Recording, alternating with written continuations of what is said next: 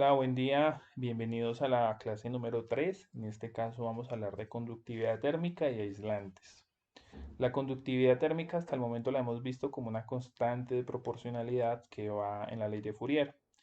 Esa conductividad térmica es una propiedad que tiene un material para conducir el calor.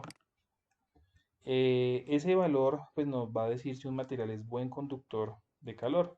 Normalmente un material que sea buen conductor de calor es buen conductor eléctrico. Y algunos ejemplos de buenos conductores serían los monocristales como el diamante. También están las aleaciones de metales y no metales. Pues los líquidos, por ejemplo, tienen una conductividad menor a estos materiales que nombramos y los gases tienen una conductividad muy baja. No son muy conductores los gases.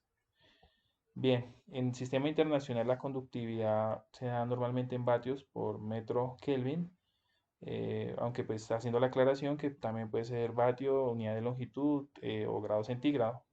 En unidades inglesas la tenemos como un BTU por hora, pie grado Fahrenheit. Y recordemos pues que un BTU es la cantidad de calor que uno necesita para cambiar en 1 grado Fahrenheit de temperatura una libra de agua a 60 grados Fahrenheit. Esa es la definición y esto pues tiene que ser hecho a presión atmosférica, pues como por si no se acuerdan de lo que era un BTU.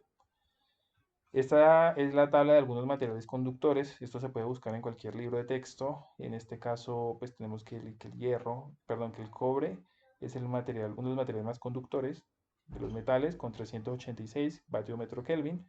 De ahí, pues, la utilidad en muchas aplicaciones donde haya transferencia de calor. Vemos aluminio, vemos algunas aleaciones. Por ejemplo, esta tiene carbono al 1%, esta tiene cromo al 20%, acá tenemos cromo níquel, tenemos concreto, vidrio, agua, asbesto, aire. Podemos ver que el aire, con un gas, tiene una conductividad muy bajita, mientras que pues, los metales, por su riqueza electrónica, normalmente un material que tenga riqueza electrónica es buen conductor de calor y eléctrico.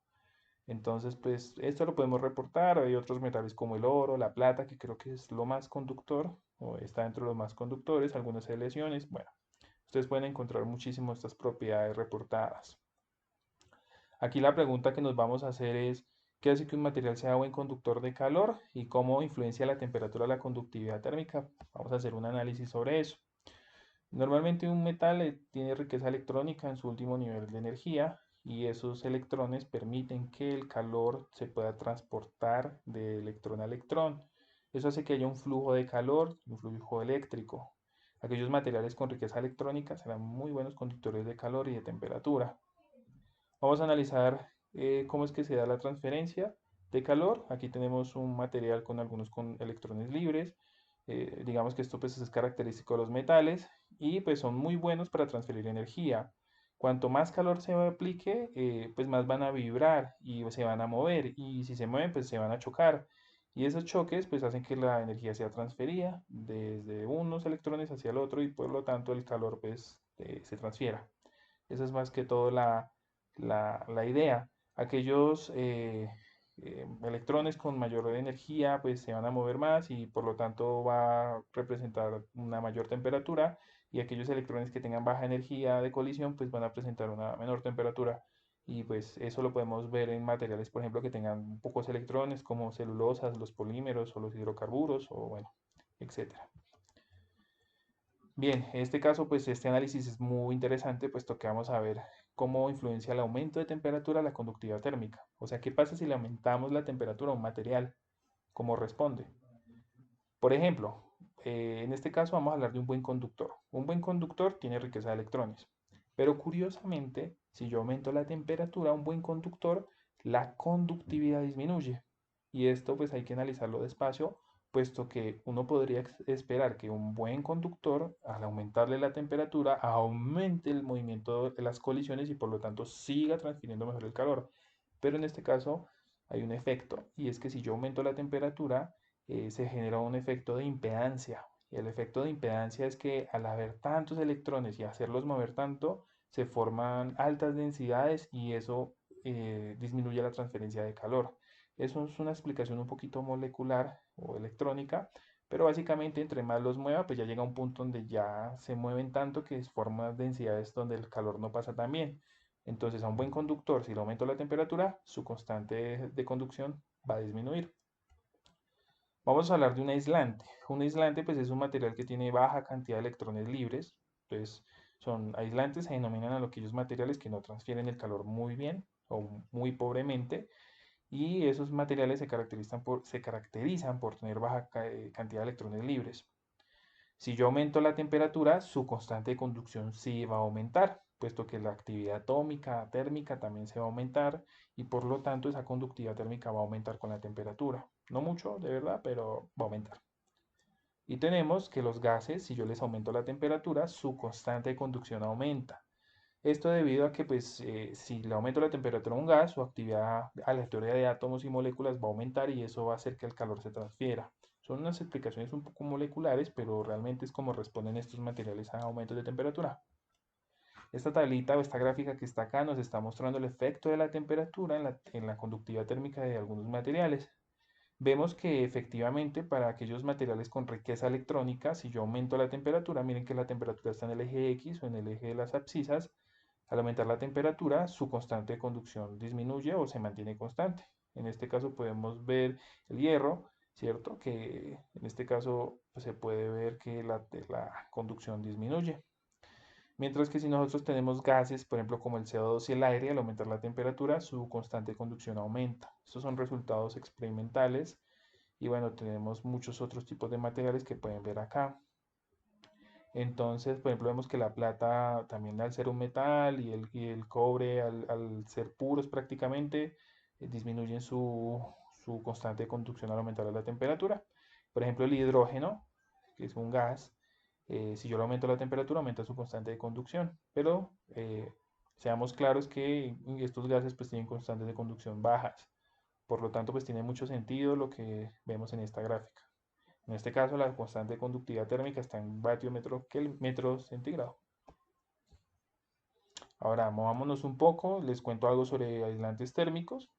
No necesariamente la vida requiere que siempre se transfiera calor, sino por el contrario, en algunas aplicaciones se requiere conservar el calor o la energía térmica. Por lo tanto, estos equipos deben estar aislados. Entonces, los materiales de aislamiento térmico deben tener una conductividad térmica. Si yo quiero preservar la energía de un equipo, debo recubrirlo con algo que no transfiera calor, que no sea conductor, sino por el contrario, sea un aislante. Entonces, aquí pues hago otra pregunta, ¿cómo se impide o se disminuye la transferencia de calor? Pues utilizando aislantes térmicos. ¿Y cómo se consigue un aislante térmico? Pues logrando que, digamos, en esos materiales pueda atrapar, por ejemplo, yo aire o un gas en pequeñas cavidades. Si yo, por ejemplo, tengo un material y lo relleno con aire, saben que el aire es un gas y los gases tienen baja conductividad. Entonces, cuando el calor intente salir y se encuentre con esas recámaras de gases, pues no van a encontrar buena transferencia y por lo tanto genero aislantes térmicos. Entonces, normalmente los aislantes tienen rellenos de partículas que también son sólidas, bajas, que tengan baja conducción. Bueno, es como formar un material que tenga cavidades o esté relleno de material que no transfiera calor. Entonces hay muchas configuraciones. Aquí podemos ver una imagencita de seguramente esto es para la construcción, donde se rellenan las cavidades del material con partículas o con fibras que sean muy malas conductoras. Eso, digamos, se utiliza mucho en las casas para preservar las temperaturas, en cabañas, en lugares donde pues, se va a exponer a temperaturas muy bajas y se quiere conservar el calor dentro de esos lugares. Aquí tenemos otras espumas. Si ustedes ven estas espumas, pues tienen cavidades de aire esas cavidades llenas de aire pues hacen que el calor no se transfiera bien. Entonces, esa es como una característica. No solamente que el material tenga pobreza electrónica, sino que también sea rellenado con material poco conductor. Esencialmente hay tres tipos de materiales aislantes. Los primeros son los fibrosos, prácticamente son partículas o filamentos que tienen un diámetro algo pequeño y se llenan libremente en espacios sobre superficies que voy a aislar. Por ejemplo, la lana mineral es un ejemplo muy bueno de estos materiales y pues conserva o sirve para temperaturas inferiores a los 700 grados, o sea, tiene un aislamiento bastante bueno. También las fibras de vidrio, en este caso las fibras de vidrio se utilizan por temperaturas inferiores a 200 grados centígrados Y para temperaturas más altas podemos utilizar materiales refractarios como alúmina o sílice. Son los más utilizados. Aquí pues tenemos unos ejemplitos, la lana mineral, la alúmina y la fibra de vidrio. Son uno de los más aislantes. También nuestro segundo tipo son los celulares, los materiales celulares que se encuentran disponibles en forma de tableros o piezas conformadas. Básicamente estos contienen espacios vacíos de aire que se atrapa o espacios de aire atrapados en estos materiales. Los ejemplos más clásicos son espumas de poliuretano y poliestireno expandido, lo que nosotros conocemos como icopor, que son estos materiales. Estos materiales pues tienen aire atrapado en sus cavidades y pues eso ayuda a que podamos retener el calor. El último tipo de materiales aislantes son los granulares, que son pequeños granos o también escamas de materiales normalmente inorgánicos que se utilizan en formas preformadas o también como polvos. La conductividad térmica que nosotros vamos a encontrar en estos tres tipos de materiales que hemos hablado están en un rango de 0.02 a 0.04 vatios metro grado Kelvin o centígrado, lo cual es muy poco conductor. O sea, eso funciona o funciona. Bien. Otra cosa que les quiero comentar es de la resistencia por contacto. Cuando yo tengo dos sólidos que se tocan, o un material compuesto de dos materiales diferentes, por ejemplo en este caso tenemos una placa que está compuesta de un sólido A y un sólido B, y el calor se transfiere desde T1 a T2, asumiendo pues que los bordes exteriores están aislados. Eso es algo que veremos más adelante, solamente quiero enfocarme en la transferencia en el eje X. Cuando yo pongo en contacto dos materiales diferentes, y acá podemos ver este zoom de ese límite de esos dos materiales, resulta que los materiales nunca van a estar perfectamente pegados. Haga de cuenta que usted toma un material y lo pega a otro, y eso pues nunca va a estar perfectamente pegado, a menos que se fabrique en una sola pieza. Resulta que van a quedar micro vacíos entre esos dos materiales y esos micro vacíos van a atrapar aire, lo cual esos materiales van a presentar una resistencia a la conducción. Es como si usted pusiera un mini aislante en medio de ellos dos. Es imposible pegar dos materiales perfectamente. Entonces, esa es como la definición de la resistencia por contacto. Vamos a verla un poquito más adelante con ejercicios. Pero eso pues tiene un efecto en la transferencia de calor, puesto que si hacemos un perfil de temperatura desde T1 a T2, vemos que cuando el material alcance el límite entre el sólido A y el sólido B, la temperatura baja abruptamente, puesto que eso impide la transferencia de calor muchísimo. Entonces las resistencias por contacto de los materiales es algo que vamos a tener en cuenta para nuestras próximas clases, donde veamos materiales compuestos. Estos son algunos de los valores de las resistencias por contacto. No es que uno las vaya a hallar mucho, normalmente uno las encuentra reportadas en las tablas. Aquí podemos ver algunas resistencias de contacto para diferentes superficies. Básicamente eso se puede encontrar, no se preocupen por eso. Está en función de la rugosidad, que si ustedes han pasado por algún curso de mecánica de fluidos, pues es una característica que tienen las superficies, o en este caso podemos ver que la rugosidad promueve pues, los espacios de aire. Si un material es muy rugoso, cuando tú lo unas con otro va a generar muchos espacios y eso pues, puede hacer que se genere una resistencia a la conducción. De esto pues les hablo ya en nuestra próxima clase, hacemos ejercicios y tenemos en cuenta la resistencia por contacto. Hasta aquí dejamos la sesión 3. Muchísimas gracias por estar pendientes y nos vemos después.